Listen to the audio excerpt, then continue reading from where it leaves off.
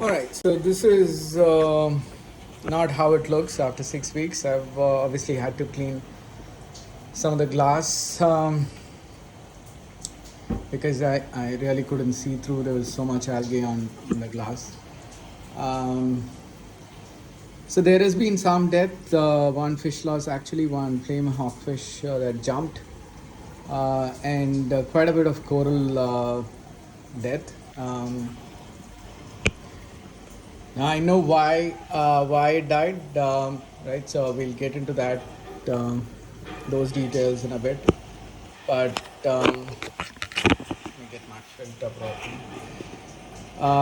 But I'll just show you, the loss. So you can see, these SPS, these acropora have kind of lost their tissue. There's algae growing on it. Um, this was a valida. Uh, that's lost all the tissue. This is a green acropora. I don't know the name, but that's gone. Losing tissue on this as we speak. And behind there, that was the Miyagi tot. It's losing quite a bit of tissue. Next to that is Hoksami, that's lost a lot of tissue as well. Apologies for the haziness because the water is kind of cloudy. I still haven't done a water change yet. But yeah, this Digi is almost dying or dead. Um, Most of my gonies have survived, that's interesting. So all of these gonies seem to have kind of made it through. The clams, this one is just shut because the lights are going down, but the clams are still alive, which is good. So, like I said, I will tell you all what the root cause was, but right now the salinity seems okay around 34 ppt, but the phosphates are over the max that Hannah can read. Right, so I think so that will be about 0.6, I think. Yeah. So phosphates are through the roof. Nitrates, I haven't checked, but I'm sure that is very high as well. It's the DKH that seems to have caused most of the issues. Right now, it's running at 10.2 or 3. I left it at around 8. So there's been a 2 DKH increase, and that's only happened in the last couple of days. So we'll get into that. Obviously, like I said, I'll tell you what happened. So this is my primary ATO, and I filled it up to the brim when I left. I thought it would hold for 6 weeks, but unfortunately it didn't. So in the last week, just before, I think at the end of 5 weeks, this ran dry, and I in my previous video I showed you a backup ATO I had kept, and obviously that was new. Something happened, it didn't kick off, so the sump started running dry, which meant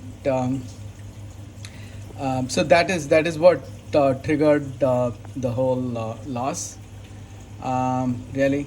So when the sump started running dry, and obviously the skimmer stopped skimming, but that was the least of all the issues, really.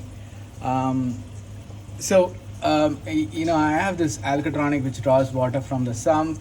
Alcatronic tells the calcium reactor when to dose, and because the sump went low, the alcatronic could not draw water, so it didn't tell the calcium reactor to stop dosing. So the calcium reactor kept dosing steadily through the night as well. So the last 5 6 days it's been dosing, which is why the alk is high, right? And obviously the because the sump went dry, and the salinity was kind of must have been high for a few days until I so I asked somebody to come over and just fill up the sump with RO water that I mixed, and which he did. But the problem is the Tunzi, the oscillator, the ATO that I have. So it needs actually a restart when it kind of when something like this happens and it's not able to pump water. Apparently, it needs a restart. So he just filled the sump and went away. He didn't restart, so the ATO kind of didn't kick in again. But there was some water. It filled the sump with RO. So the alk was high because the calcium reactor didn't stop dosing.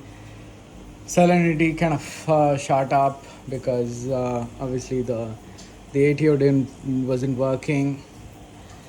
The temperature was okay because I had left the aircon on, so that was fine.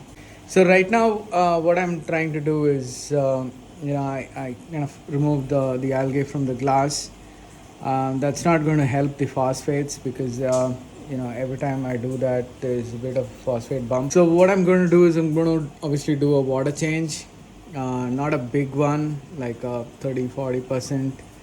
I don't want to shock it from zero point 0.6 phosphates to 0.2 phosphates quickly, or bring the alg down very quickly.